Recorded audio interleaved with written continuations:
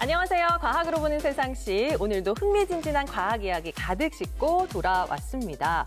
요즘 AI, 인공지능이 대세잖아요. 사회 곳곳에 인공지능이 적용되지 않은 곳을 찾기가 힘들 정도인데 솔비 씨는 AI, 여기도 AI인가 하는 곳 어디가 있을까요? 요즘은 대형마트에서도 과일을 선별할 때 AI가 쓰인다고 하더라고요. 정말요? 네. 심지어 존 레논, 비틀즈의 존 레논의 목소리를 AI로 복원해내서 이번에 신곡이 나온다고 하더라고요.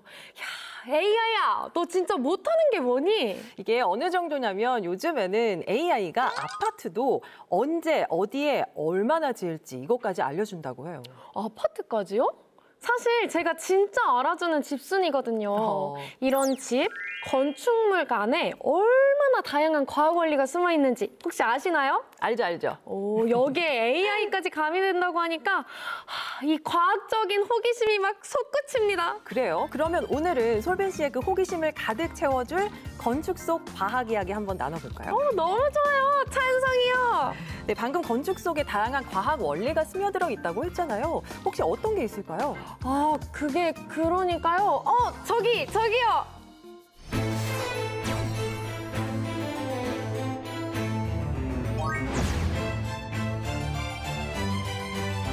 건축 기술이 발전하면서 기단이나 바람길이 없어도 제습, 난방, 환기가 가능해진 것도 한몫한다고 볼 수 있습니다.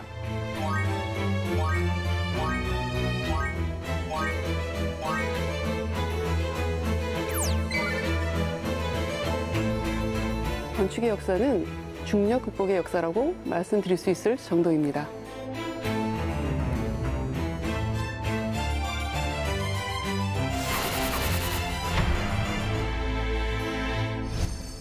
네, 우리가 머무는 공간, 건축물에 단열부터 빛, 중력, 사회과학까지 두루 집약돼 있다.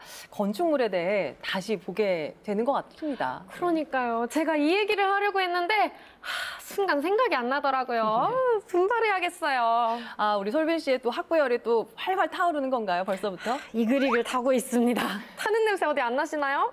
자, 우리 솔빈 씨를 위해서라도 빨리 이야기를 시작해야겠습니다. 오늘 건축 속의 다양한 원리와 과학 이야기 함께 해주실 두 분 모셨습니다. 어서 오세요. 자기소개 부탁드릴게요. 네, 안녕하세요. 저는 건축 분야 재료 시공 연구를 하고 있는 한국건설기술연구원 건축연구본부의 송태입입니다. 오늘 우리가 이야기할 지진, 단열, 환경, 그다음에 층간소음, 그다음에 또 더 나가서 모듈러 건축과 AI 스마트 하우징 관련 연구도 수행을 하고 있습니다. 오늘 많은 말씀을 해주실 수 있을 것 같습니다. 네, 저도 기대하겠습니다.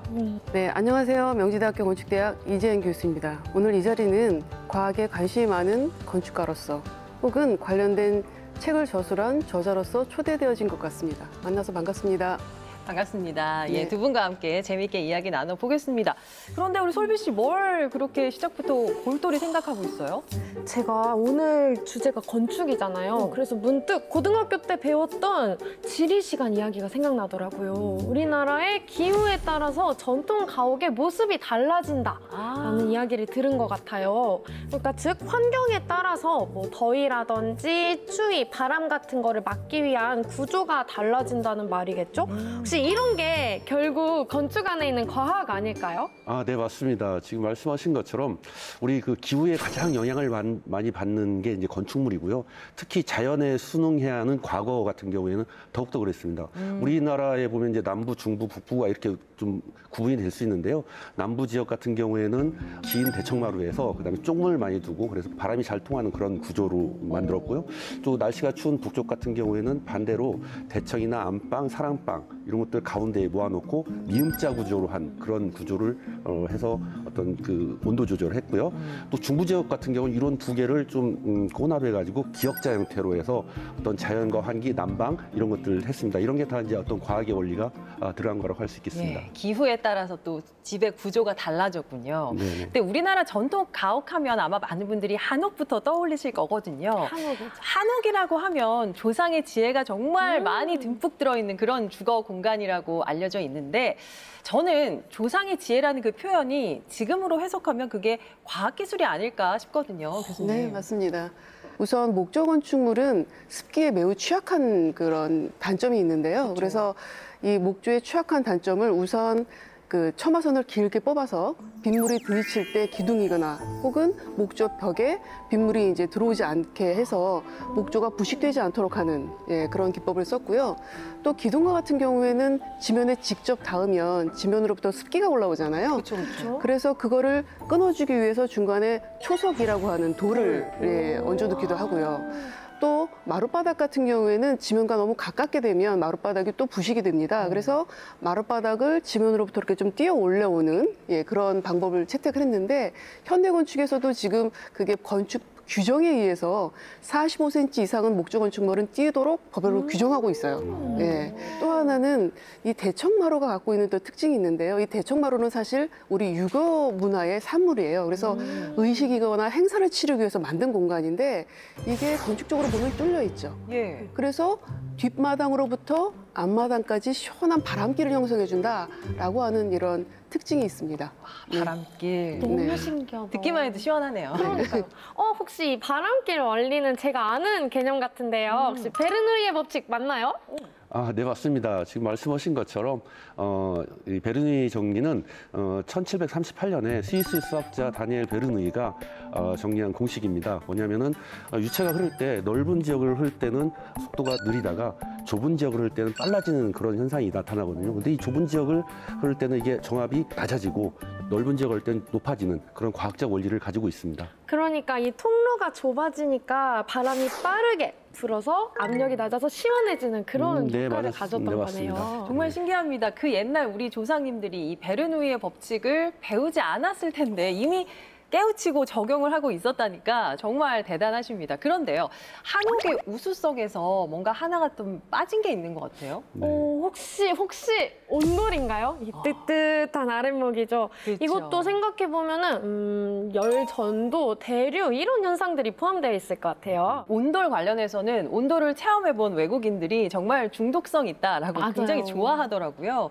이 온돌이 교수님 우리나라만의 전통적인 그런 난방 구조인 건가요? 중국의 캉이라고 하는 온돌 시스템이 있었었고요. 또 고대 로마의 온천에는 그 온돌을 사용했다라고 하는 흔적이 유적으로 남아 있습니다. 로마예요? 네. 그런데 이제 차이점이 좀 있는 것이 중국에 있는 캉이라고 하는 것은 매우 작아요. 그리고 바닥으로부터 이제 이런 식으로 좀 올라와 있는데요. 거기에 이제 직접적으로 그 아궁이에다 불을 지피면 그 온돌이 데워지는 전도만 되는 이제 방식이라고 생각하시면 될 것 같고요. 우리나라의 그 온돌은 특징이 뭐냐면 이 아궁이하고 온돌과 사이가 멀다는 얘기입니다.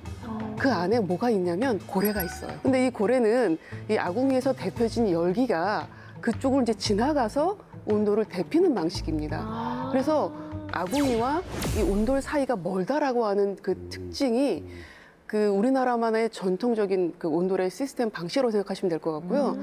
그래서 사실은 온돌이 우리나라만의 특징이라기보다는 고래가 우리나라만의 특징이다라고 말씀드릴 수 있을 것 같고 예. 그 고래가 있기 때문에 지금 현대적인 온돌이 지금까지 남아있는 게 아닌가. 예컨대 아궁이가 보일러가 된 거고요. 네네. 고래가 그 파이프가 된 거죠.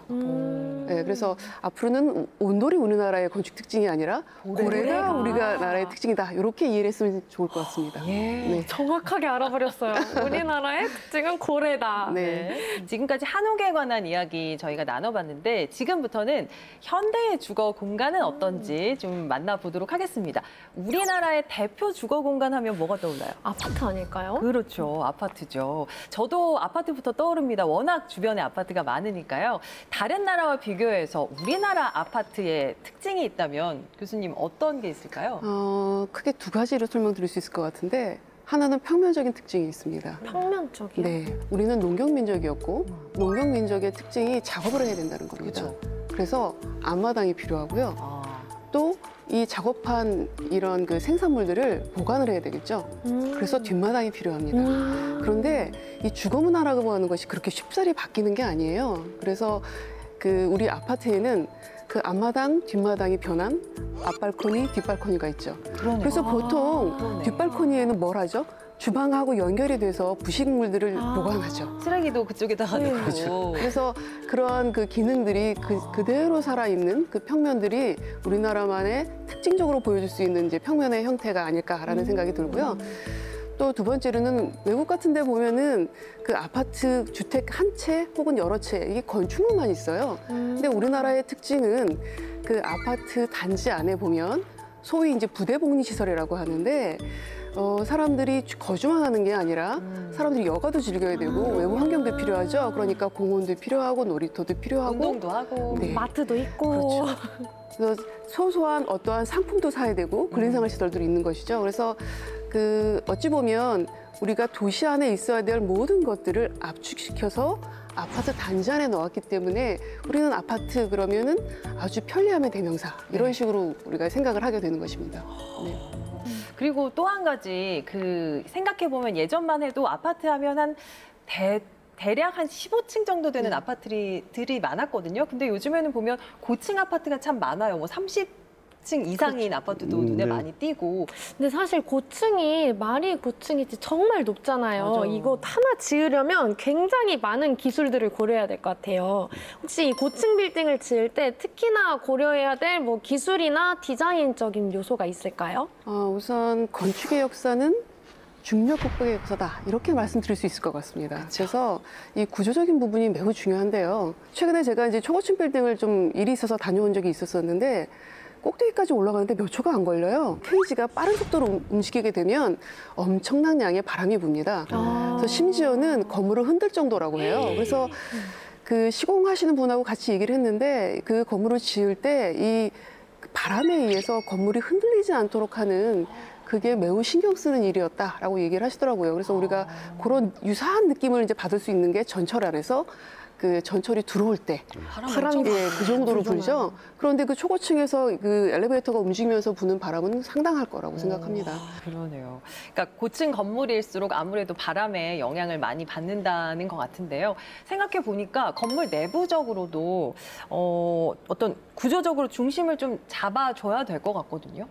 네, 맞습니다. 이제 대표적인 사례가 우리 대만 타이페이 가보면은 101 타워라고 있습니다. 관광객들 다 가는 네, 거예요. 맞습니다. 대만의 어떤 상징적인 예. 건물, 타이페이의 상징적인 건물이죠. 랜드마크죠. 거기에 87층부터 92층 사이에 커다란 쇠구슬이 있거든요. 이게 뭐냐면은 직경이 약 5.5m, 그다음에 무게가 무려 660톤입니다. 그 무거운 게 공중에 그 건물 상층부에 딱 자리 잡고 있거든요. 이거는 뭐냐면은 건물이 바람이나 지진에서 흔들릴 때 얘는 무게가 무거우니까 그대로 잡고 있어서 이걸 진동이나 바람에 움직이는 부분을 갖다가 건물 자체 충격을 흡수하는 그런 역할을 하고 있는 겁니다. 기능을 하는 거였군요. 네, 맞습니다. 보기 좋으라고 있는 게 아니었어요. 네, 맞습니다. 저도 그냥 멋있으라고 있는 줄 그러니까요. 알았는데. 저희 중요한 거를 깜빡한 것 같아요. 그럼 이 초고층 빌딩, 얘는 몇 층부터 초고층이라고 불리는 걸까요? 고층 건축물에는 준초고층과 초고층이 있는데 초고층은 50층 이상, 200m 이상이면 초고층이라고 부르고요. 준초고층 같은 경우에는 30층 이상, 50층 미만, 예. 그리고 120m 이상, 200m 미만이면은 준초고층이라고 해서 조금 세분화해서 안전한 관리를 할 수 있도록 규정을 하고 있습니다. 네. 그러면 내가 30층 이상 아파트에 산다 그러면 고층 건축물에 사는 것이고 그렇죠. 50층 이상 아파트에 산다 그러면 초고층 그렇죠. 건물에 네, 사는 맞습니다. 거다. 네, 이렇게 그렇습니다. 이해를 하면 네. 되겠네요. 자, 우리나라 전통 가옥부터 현대의 아파트 속에 담긴 과학 원리까지 저희가 이야기하고 있습니다. 우리가 몰랐던 과학 이야기 정말 재밌고 신기하네요. 예. 역시 과학이 보이고 과학이 즐거워지는 시간이네요. 여러분은 스치기만 해도 과학 전문가가 되는 과학으로 보는 세상 C를 보고 계십니다.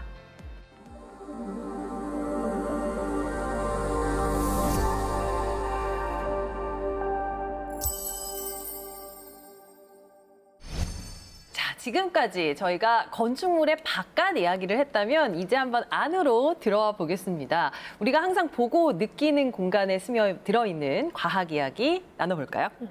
근데 저는 집 하면은 네모가 생각이 나는 것 같아요. 근데 그것도 이 정사각형보다는 직사각형이 주로 생각이 나는 것 같아요. 그쵸. 생각해보면 동그라미나 세모 같은 집은 왜 안 되는 걸까요? 네, 그게 이제 그 공간 활용성 때문에 그런 거죠. 우리 보면은 사각형이 이 동그라미나 세모보다 어떤 실내의 공간 활용하는 데 있어서 훨씬 유리하게 돼 있고요. 또 정사각형보다 직사각형이 우리가 태양의 뭐 방향이나 이런 것을 배치를 한다면 훨씬 더 어떤 햇빛을 많이 받을 수 있는 네네. 동일한 시간에 햇빛을 많이 받을 수 있는 어떤 그런 그 공간 구성이기 때문에 어떤 에너지 효율성이나 단열이나 어떤 여러 가지 환기나 이런 여러 가지 그런 이점 때문에 직사각형 형태의 그 건축물이 많이 있는 것입니다. 그러니까 공간부터 뭐 난방 효율성까지가 좋아서 직사각형 구조를 좀 많이 짓는 거군요. 네네. 다 이유가 있었습니다. 한옥에서 저는 가장 인상 깊었던 거 우리가 앞서 얘기했던 그 바람길인데요. 우리가 사는 아파트에도 이 바람길의 원리가 혹시 들어 있을까요? 네, 들어 있습니다. 앞서 그 아파트가 그 우리나라 전통 주거 문화가 반영이 돼서 앞발코니, 뒷발코니가 있다고 말씀드렸잖아요. 네. 그래서 그 우리가 지금 흔히 우리나라 지금 사람이 한 70~80%가 아파트에 살고 있다고 하니까 아마 아파트 공간 잘 아실 것 같은데 아파트의 앞발코니에 보면은 창문이 매우 낮고요. 뒷발코니에 보면 창문이 좀 높게 있죠. 네, 맞아요. 예. 그래서 이 높이 차에 의해서 자연스럽게 바람을 흐를 수 있게 이제 만들었는데 보기 좋으라고 그런 게 아니고 네. 혹시나 네.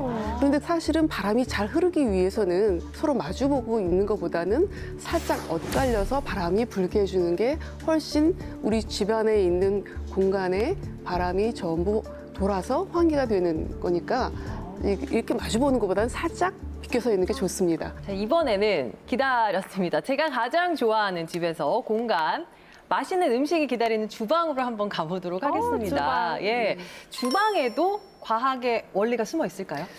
사실 이 주방이 과학적으로 바뀐 첫 번째 건축 공간 아닐까라고 생각이 듭니다. 근데 이제 근대화가 되면서 사람들이 행동과학이라고 하는 사회과학 분야를 건축으로 들여옵니다. 그래서 사람들이 음식을 만들 때는 어떤 행동을 할까? 냉장고를 열고, 예, 음식을 꺼내고? 씻고, 예, 씻고, 자르고, 끓이고, 준비한다. 이거를 가장 최적화하게 만든 거죠. 동선 같은 부분. 그렇죠. 그런 거를 처음 만든 게 사실은 독일의 프랑크푸르트 주방이라고 하는 것이 있습니다. 그래서 그게 현대적으로 표준화된 게 지금 우리가 사용하고 있는 바로 주방에 있는 바로 그 모습입니다. 그래서 아마 이 주방의 모습은 근대에서 지금까지 혹은 동서양을 막론하고 가장 유사한 모습을 갖고 있는 과학적인 공간의 모습이 아닐까라는 생각을 하고 있습니다. 네. 그러게요. 어디를 돌아다니더라도 전형적으로 냉장고, 싱크대, 그 가스레인지 네, 이 맞습니다. 구조를 가지고 있더라고요. 크게 네. 다르지 않아요. 맞아요. 예. 네네. 그래서 이 주방이 행동과학이 일반화가 된 최초의 공간이었다. 네. 이 말씀이신 거잖아요. 이제 집 안에 들어가면은 이 구석구석에 있는 과학 원리들이 하나씩 눈에 보일 것 같아요. 근데 저렇게 특이하게 생긴 건물에도 과학적인 원리가 있나요?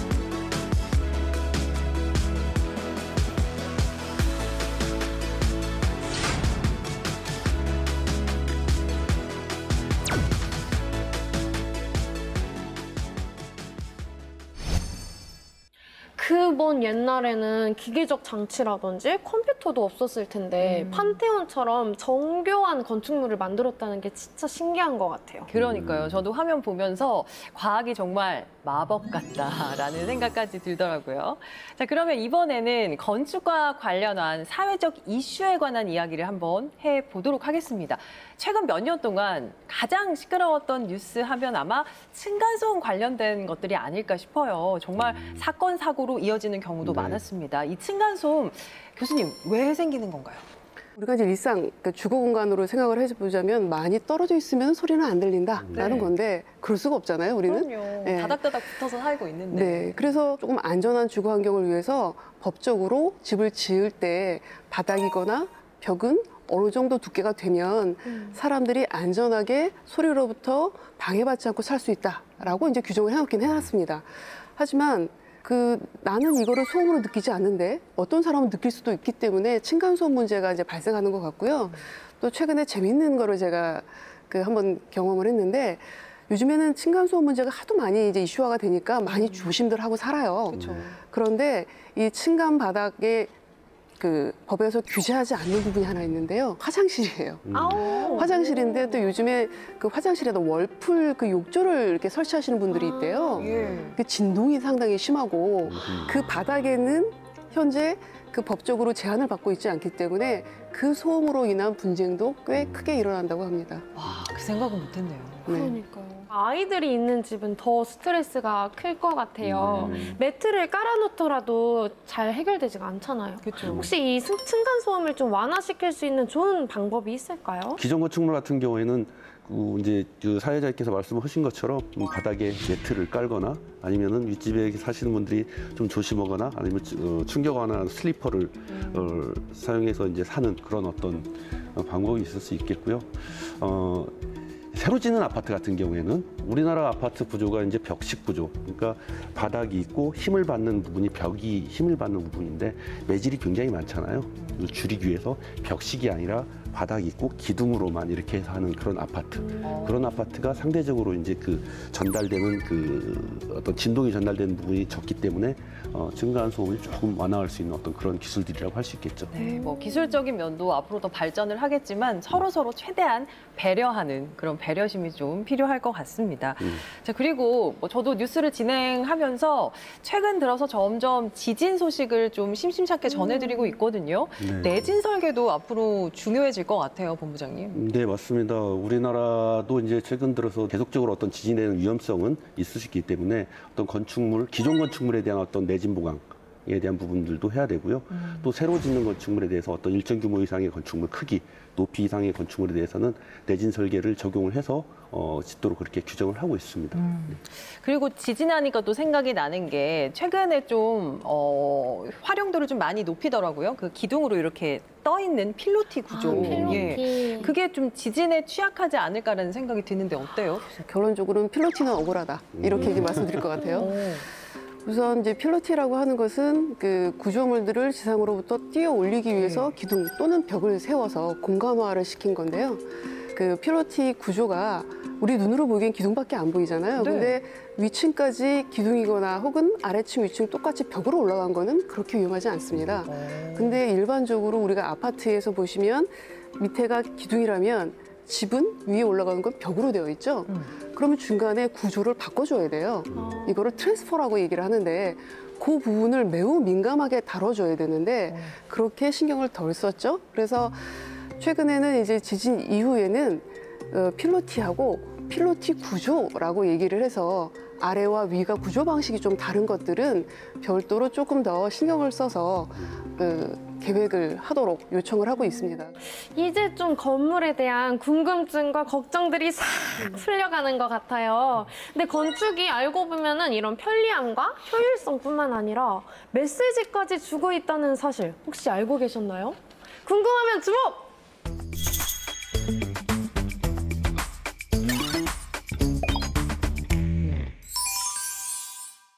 건축은 흔히 종합예술이라고 합니다.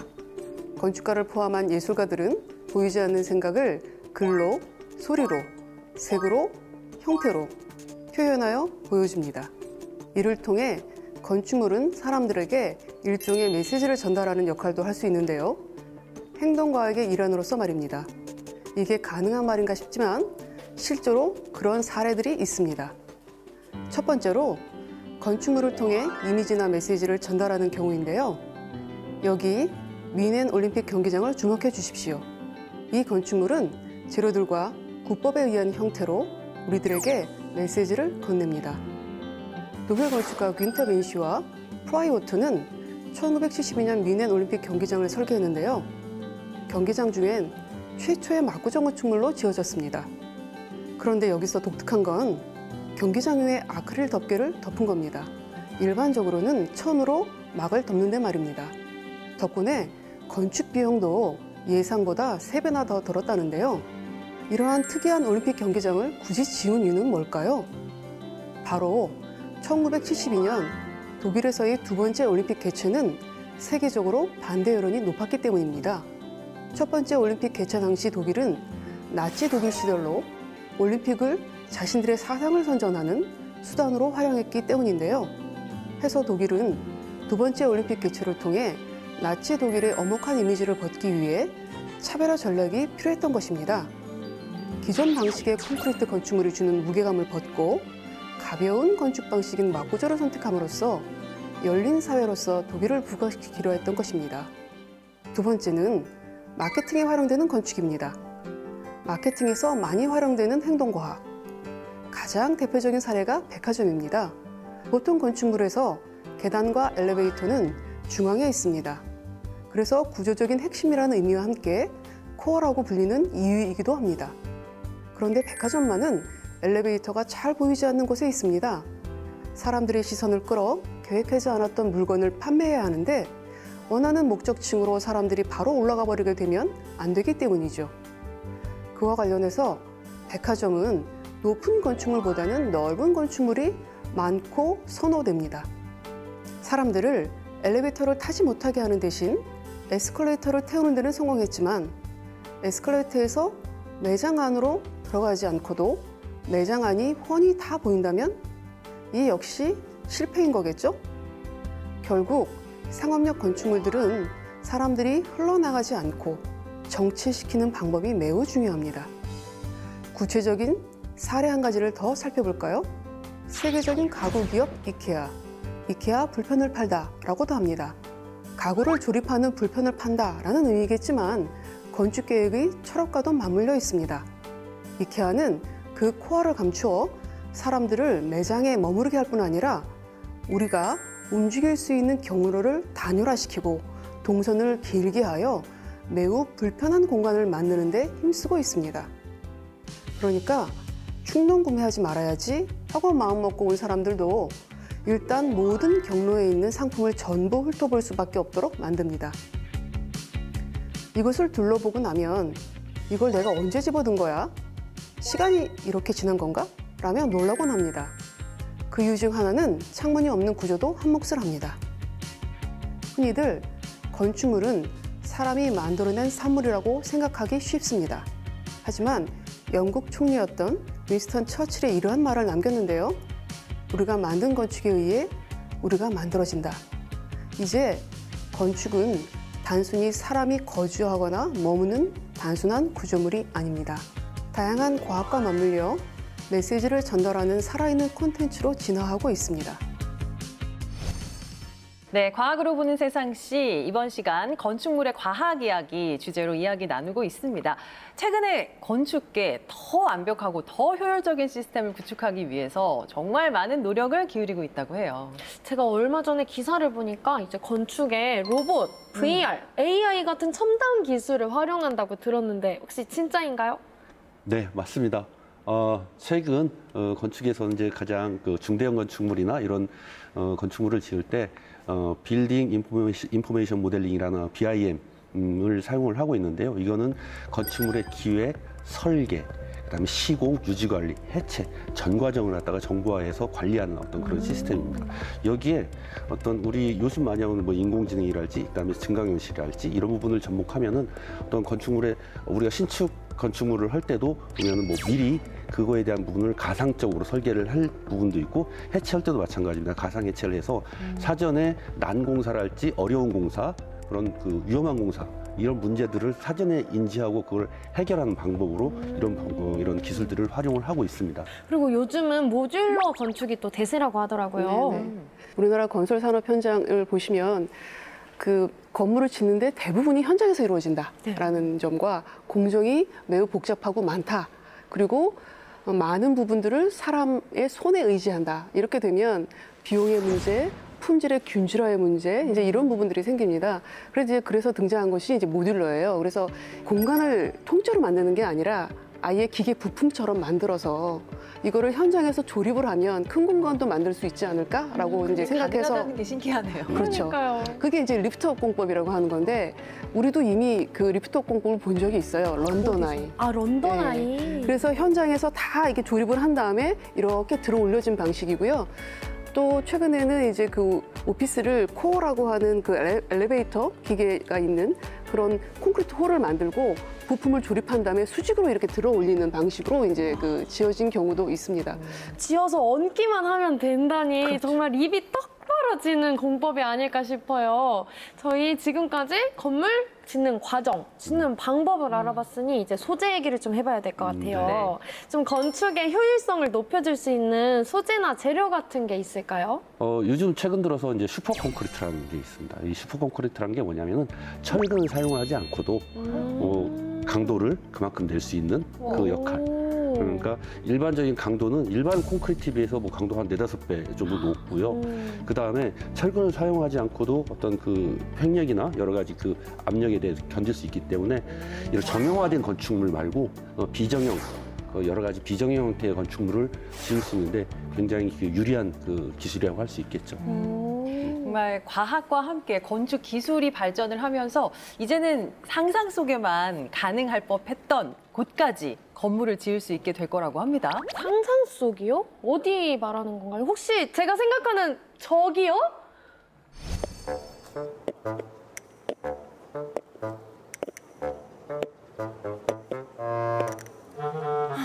떡을 100개를 팔면 뭐하나. 아직까지 내 집 마련도 한 채 못하고. 보세요. 저요? 달토끼요. 여긴 왜 오신 거예요?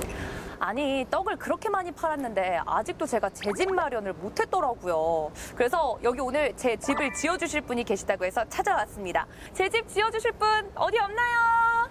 제가 도와드리겠습니다. 제 집 짓는 걸 박사님이 도와주신다고요? 네, 달나라로 바로 가실 수 있습니다. 아니, 저 방금 달나라에서 도착했는데 달나라를 또 간다고요? 달과 비슷한 환경이 있는 곳이 있거든요. 한국건설기술연구원으로 가시죠. 가시죠. 가시죠. 우와. 아니, 박사님, 이게 다 뭐예요? 이게 바로 달토끼님이 집을 지을 때 도움을 줄 수 있는 집안 열 진공 챔버입니다.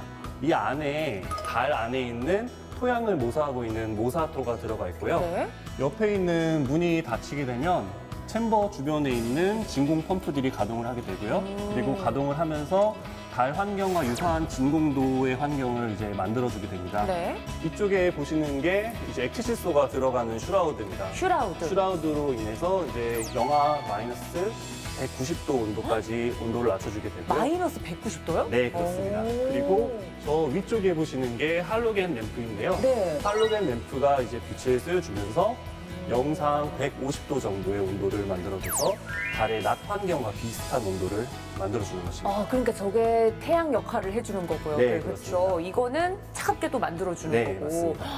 근데 박사님, 네. 제가 듣기로는 이게 세계 최초라고 들었는데 맞나요? 네, 토양이 들어가 있는 이렇게 대규모의 진공 챔버는 세계 최초가 맞습니다.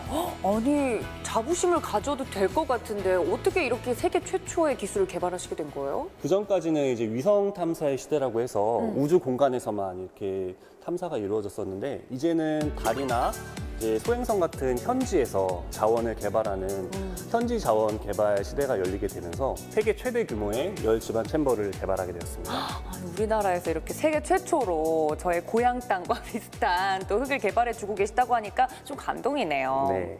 와, 이게 아까 그 챔버에 담겨있던 그 월면토 맞나요? 네, 저기 있는 대형 챔버 안에 여기에 있는 인공 월면토가 가득 차오져 있습니다. 근데 박사님, 굳이 지구에서 이렇게 달에 있는 자원인 월면토를 그대로 개발하려고 하는 이유가 있나요?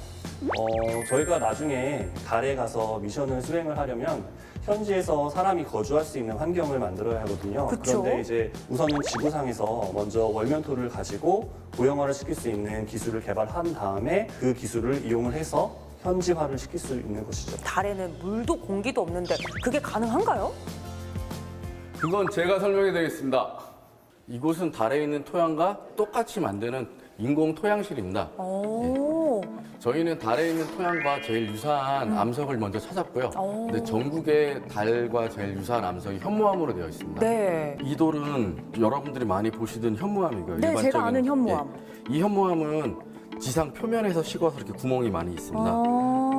네. 근데 저희가 지금 사용하는 현무암은 이렇게 구멍이 거의 없는. 그러네요. 이게 예, 현무암이라고요? 예, 현무암인데 이건 땅에서 서서히 식어서 관이풍 현무암이라 그래서 이렇게 단단하고 교육이 치밀한 암석을 쓰고 있습니다. 이 친구를 가지고 월면토 만들어주는 기계에 넣으면 월면토가 되나요? 예, 그렇습니다. 과정을 좀 볼까요, 예, 박사님? 알겠습니다.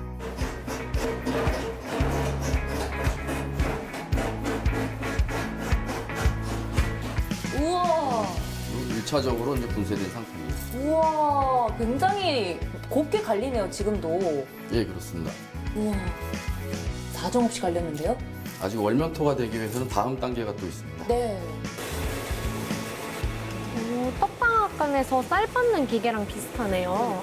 네, 맞습니다. 그 월면토를 부수기, 단단한 월면토를 부수기 위해서 쌀과 비교할 수 없을 정도로 많은 힘이 들어가는데요. 지금 그 사진에서 보는 것처럼 양쪽에 압력을 주면서 그 파쇄하는 그런 형태입니다. 지구상에서 집을 지으려면 시멘트나 물이 필요하지 않습니까? 네. 근데 달까지 시멘트와 물을 가져가기 위해서는 천문학적인 비용이 들어갑니다. 얼마나 드는데요? 키로에 15억이나 듭니다. 15억이요? 예. 전 1억도 없는데 큰일 났네요. 네, 근데요? 그렇게 되면 달에서 집을 짓기에 너무 많은 비용이 들어가지 않습니까? 네. 그래서 저희는 이 월면토를 가지고 달에서 만들 수 있는 벽돌을 만들었습니다. 벽돌이요? 그 벽돌 너무 궁금한데요. 지금 볼 수 있나요? 그럼 지금 바로 보러 가시죠. 호! 박사님! 안녕하세요. 네, 안녕하세요. 제가 이 따끈따끈한 월면토를 가지고 왔는데 이걸 가지고 벽돌을 만들 수 있는 기술이 있다고 해서 찾아왔습니다. 그 말이 사실입니까? 예, 사실입니다. 단단한 벽돌이 된다고요? 믿을 수 없는데 그 과정을 제가 직접 볼 수 있나요? 네, 한번 보시죠. 분말 재료를 넣고 가열하여 하나의 물질로 만드는 기술을 신터링 기술이라고 합니다. 센터링 기술이요? 네, 그렇습니다. 녹는 점에 가까운 온도로 분말 재료를 가열하게 되면 입자 간 접합면에서 결합이 발생하게 됩니다. 즉, 월면토를 가열하게 되면 하나의 물질인 벽돌이 형성되는 것입니다.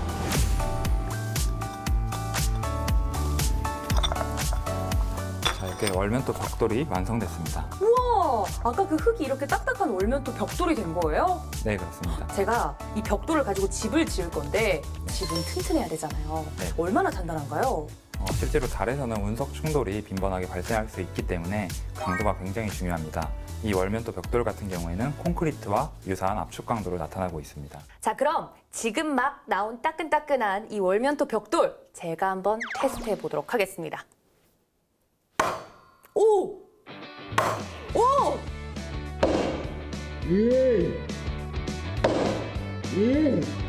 이걸 견디네요. 네, 이것이 바로 저희의 기술력입니다. 네, 이제는 달에 건물을 지을 수 있는 기술까지 개발이 되고 있다고 하니까 과학이 우리의 상상을 현실로 만들고 있네요. 정말 과학과 함께 눈부시게 발전하고 있습니다. 우리의 건축 기술. 우리는 아직 모르지만 이렇게 진화하고 있다 하는 거 뭐가 있을까요, 교수님? 우리가 태양광 에너지를 이제 친환경 에너지라고 사용하고 있잖아요. 그런데 이 태양광 에너지는 설치하는 각도가 매우 중요해요. 그렇죠. 어떤 각도에서 이제 빛을 받아들여야지 최적화될 것인가. 그런데 태양이 가만히 있지 않잖아요. 움직여요. 그래서 사실은 그렇게 그 최적화된 효율을 찾기가 쉽지 않잖아요. 그래서 그러면 어떻게 하면 될까요? 건물이 따라 움직이면 되겠죠. 해바라기. 그렇죠. 그래서 그거는 이미 실현되어 있고요. 아, 실현되어 있어요? 네, 이미 이게 만약에 적층화가 된다고 한다면 움직이면 또 뭐가 생기죠? 그림자? 바람. 아, 바람. 그렇죠. 그럼 이제 풍력도 얻을 수가 있다. 이런 생각들을 하고 있고 지금 실천에 옮기고 있는 상황입니다. 네. 이제 본부장님의 역할이 굉장히 중요해질 것 같아요. 혹시 본부장님이 생각하고 계신 미래도 있으실까요? 건축물이 구조물이 오래 했을 때 균열이 가고 손상이 날 수가 있는데 그 균열 나고 손상 나는 부분을 스스로 콘크리트 스스로 치유한 우리 피부에 상처가 나면 여기 치유가 되지 않습니까?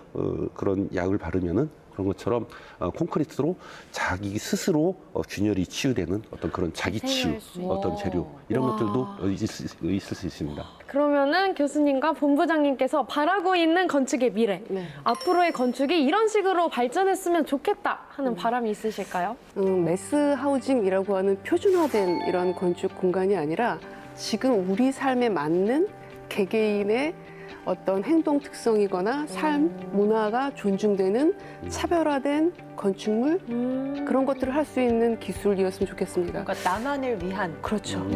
그게 좀 유사하게 하고 있는 게 3D 프린터 기술로 건축물을 짓는 게 이제 지금 하고 있습니다. 좀 구체적으로 이제 시뮬레이션을 이제 해보자면 앞으로 미래에는 모든 에너지를 태양광으로 쓰는 거죠. 그래서 건축물이 그 해가 졌을 때는 지하에 있습니다. 그래서 해가 떠오르면 태양빛을 받기 위해서 꽃처럼 건축물이 피어오르고요. 해가 지면 이 건물이 다시 마치 달맞이 꽃처럼. 그렇게 되면은 우리는 강제적으로 해가 지면 퇴근해야 되지 않을까요? 그게 진정한 목적이군요. 꿈에 그리는 삶이 되지 않을까? 네. 와, 본부장님은 어떤 미래 꿈꾸세요? 글쎄요, 저는 그 같은 생각일 수도 있고요. 조금 관점이 틀릴 수도 다를 수도 있는데요. 일단 사람이 그 한가운데 중심이 되는 어떤 그런 그 주거 형태가 돼야 된다고 봅니다. 요즘은 이제 그 우리 사회 고령화가 되고 또 1인 그 가구가 증가하고 또 고령화에 따른 어떤 그 돌봄 노약자의 어떤 노약자의 어떤 돌봄 케어에 대한 문제들도 있거든요. 이런 것들이 어떤 AI 기술이나 이런 스마트 하우징 기술을 적용해가지고 스스로 어떤 돌봄을 가구가 건축물이 돌봄의 역할까지 할 수 있는 어떤 그런 스마트한 것을 접목된다면은 건축에서 그 공간에서 사람이 중심되는 그런 건축물이 되지 않을까 그렇게 생각하고 있습니다. 뭔가 두 분이 말씀해주신 걸 종합하면 스마트하고 따뜻한 건축물이 아닐까 싶은데요. 하루빨리 구현이 됐으면 좋겠습니다. 정말요.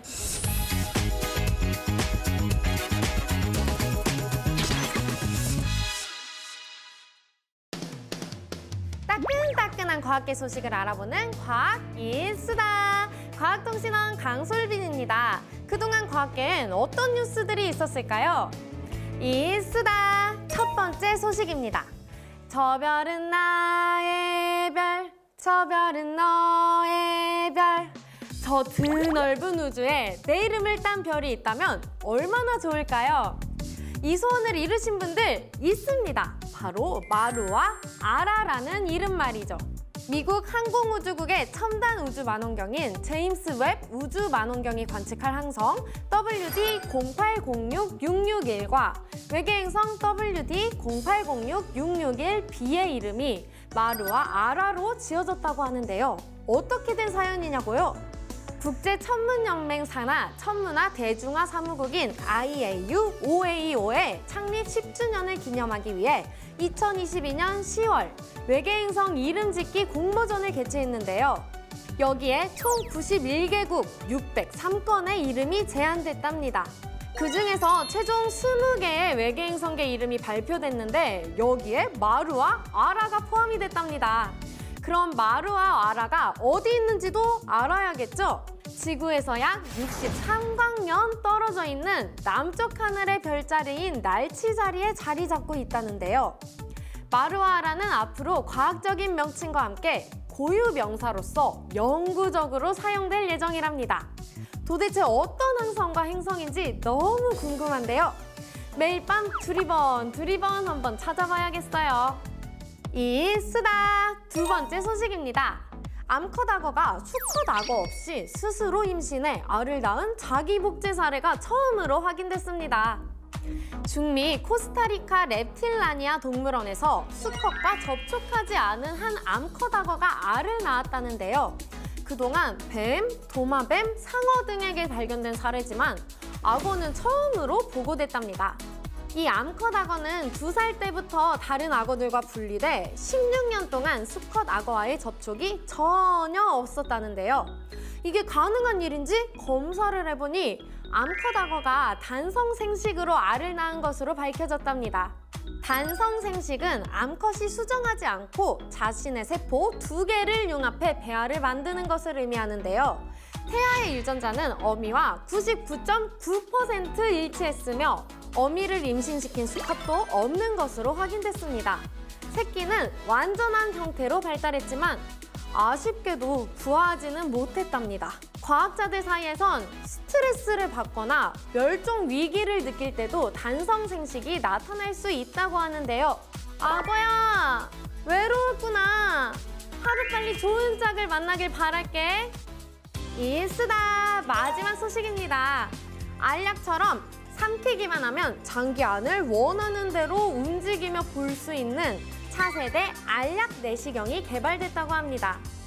인체 내로 들어간 알약 내시경은 의사가 조정하는 대로 움직이는데요. 상하 좌우 이동은 물론 360도로 회전도 가능합니다. 이 알약 내시경은 몸속을 돌아다니며 영상을 전송하는 기능은 물론 정밀 검사를 위해 조직이나 미생물을 채취하거나 경변 의심 부위를 염색하고 필요한 곳에는 약물을 전달할 수도 있다네요. 국내 연구진이 위출혈 환자 등 40명을 대상으로 시험한 결과 주요 진단 부위의 95%를 촬영하는 데 성공했고요. 기존 내시경으로 의사가 내린 진단과 같은 소견이 도출됐습니다. 그럼 검사가 끝난 후엔 어떻게 꺼낼까요? 그럴 필요가 없답니다. 일정 시간이 지나면 인체 내부에서 분해가 된대요. 이물감과 마취에 대한 부담이 없는 알약 내시경. 차세대 내시경으로 자리 잡아 내시경의 검사와 치료의 부담이 훅 낮아졌으면 좋겠네요.